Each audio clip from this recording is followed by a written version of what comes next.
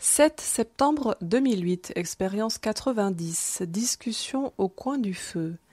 Cette histoire de terre pure m'interpelle pas mal. Toute la nuit, j'ai fait des rêves bizarres de bateaux sur l'eau à la recherche d'une terre, de lieux étranges avec de grandes forêts et plein d'esprits.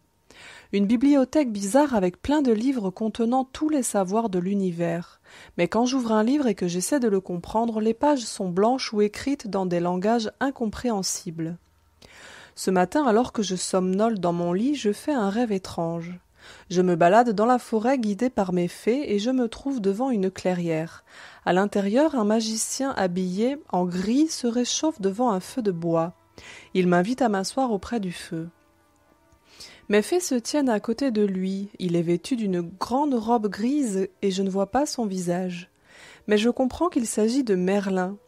« Alors, c'est toi qui vas me guider ?» Bizarre, j'aurais cru trouver Cernunnos.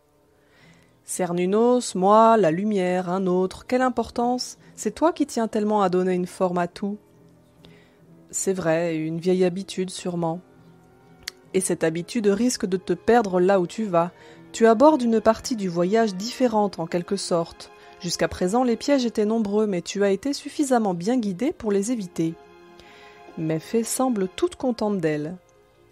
Beaucoup de gens ne dépassent pas le piège du pouvoir et deviennent des magiciens ou des voyants. Bien sûr, ces expériences peuvent être utiles, mais tu les as déjà trop vécues et ce n'est pas ce que tu as choisi toi. La sagesse et l'amour sont les deux guides qui permettent de dépasser ces pièges. Au-delà de ça vient le royaume spirituel. Avant que tu ne commences ce voyage-là, il y a certaines choses que tu dois comprendre. Dans le monde spirituel, tu verras des splendeurs plus grandes que tout ce que tu imagines.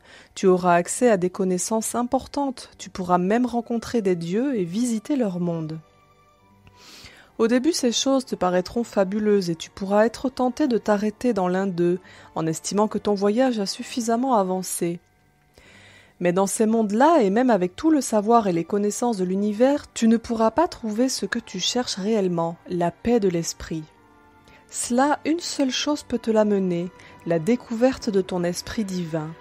Et l'esprit divin se tient en un seul lieu, la caverne de cristal. Cette caverne est dans ton centre, elle est à la fois très proche et en même temps totalement inaccessible. Son entrée se tient à un niveau dimensionnel trop élevé pour toi. Pour l'atteindre, tu dois traverser entièrement les terres spirituelles. Traverse les mondes que tu veux, fais ce que tu veux, mais rappelle-toi, tu n'es qu'un voyageur.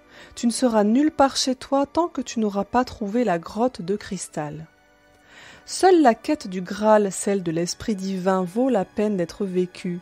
Le reste n'est qu'un reflet déformé. Bien sûr, tu ne peux pas encore voir là, et tu as des choses à régler avant d'avancer, mais un voyageur averti en vaut deux. Tu as pris l'habitude de beaucoup écouter la fée de l'air.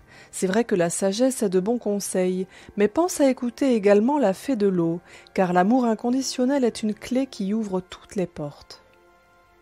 Mais fée en chœur, ne t'inquiète pas, avec nous tu ne peux pas te perdre. Bon ça promet tout ça. Enfin, tant que je ne vois que du brouillard, je ne peux pas être tentée de toute façon.